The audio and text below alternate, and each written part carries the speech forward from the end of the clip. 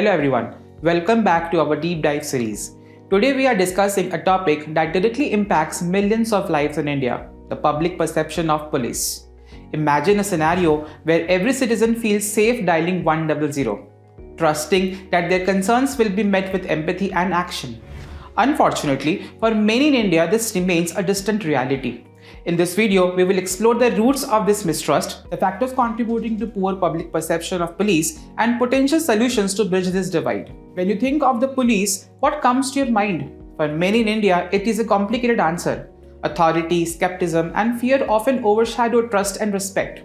This relationship between the police and public isn't a local issue. It's one that shapes how communities engage with law enforcement across the globe. But in India, this relationship is particularly strained.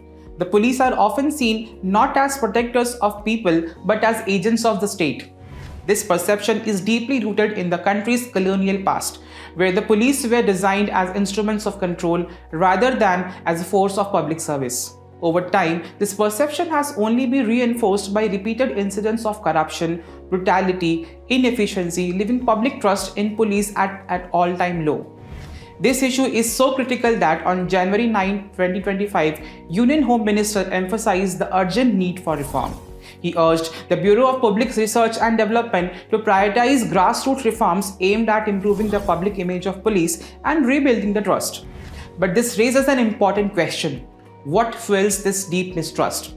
Is it merely the result of isolated incidents of misconduct, or there are deeper systemic issues at play? To answer this, we must first understand the root causes. Misconduct is often the first thing that comes to mind. High-profile cases dominate headlines, reinforcing public anger and skepticism. Consider the 2024 Bhubaneswar case where a woman was detained and mistreated while trying to file a complaint. Or the Sakuntalam custodial deaths in Tamil Nadu where two men lost their lives in custody. These incidents are not isolated, they are a part of a broader pattern of misconduct that has deeply eroded public confidence. The National Crime Records Bureau reported 88 custodial deaths in 1 year alone, with most cases unresolved. Such incidents deepen the divide, highlighting systemic issues like lack of accountability.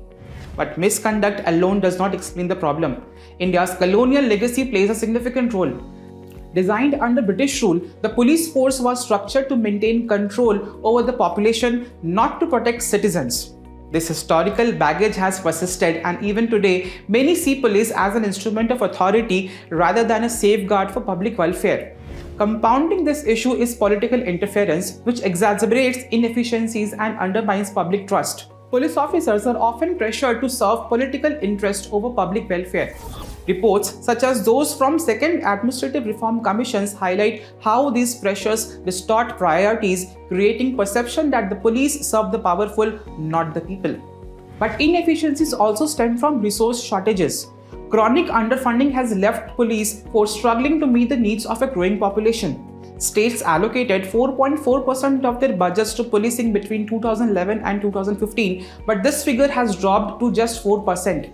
With only 152 officers per 1 lakh people in India falls far below the United Nations recommendations of 222. Overworked and under-supported officers face significant challenges leading to delays, frustration, and ineffective policing. Adding to this is the issue of corruption. A 2024 survey revealed that 22% of citizens admitted to paying bribes to police officers to avoid harassment or speed up services. Transparency International reported that 54% of Indians consider police one of the most corrupt institutions in the country. It's not just real-world issues shaping this perception, popular culture plays a role too. Bollywood movies like Gangs of Wasseypur and Singham often portrays police officers as corrupt, violent, or even villains in uniforms. These portrayals mirror what many people believe to be true. With such deeply entrenched issues, how can trust be restored? The answer lies in bold, transformative reforms. Community policing is one of such solutions. This approach fosters direct engagement between law enforcement and local communities. In the UK, community policing has been highly successful. Officers are assigned to specific neighborhoods where they address local concerns, build personal connections, and foster trust. Similarly, India's Janamaitri Suraksha project in Kerala is an excellent example. Through regular community meetings, the police address grievances, solve problems collaboratively, and create a sense of accountability. Maharashtra's beat officer system offers another success story. Officers educate the public on crime prevention, help with investigations, and regularly interact with residents, shifting narrative from fear to cooperation. Transparency is equally important. Installing CCTV cameras in police stations, as mandated by Supreme Court, can deter misconduct and ensure fair treatment. South Korea's monitoring systems have significantly reduced incidents of abuse and corruption. But this measure to succeed, CCTV footage must be regularly reviewed and accessible when needed. Modernizing police training is another critical step in restoring public trust. Training must go beyond traditional law enforcement techniques and focus on social interaction skills, emphasizing respect, de-escalation, and human rights awareness. In Finland, for example, sensitivity training is a core part of police education, resulting in a force that is both approachable and professional. Closer to home, Rajasthan provides a compelling example of how soft skills training can make a difference. By focusing on empathy and communication, the state has seen a 20% rise in public satisfaction with police interactions. This proves that even small changes can have a big impact. Incorporating scientific investigation methods into training can also reduce the reliance on coercive practices like torture, helping reshape public interactions with the police.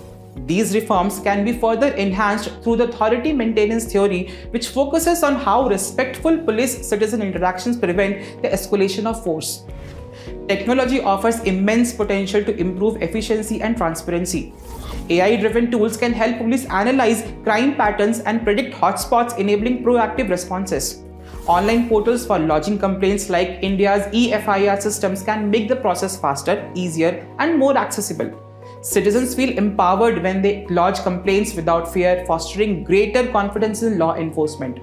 Restoring trust also requires active engagement with the media, which plays a powerful role in shaping public perceptions. Police departments can work with journalists to highlight success stories, clarify misunderstandings, and showcase reforms.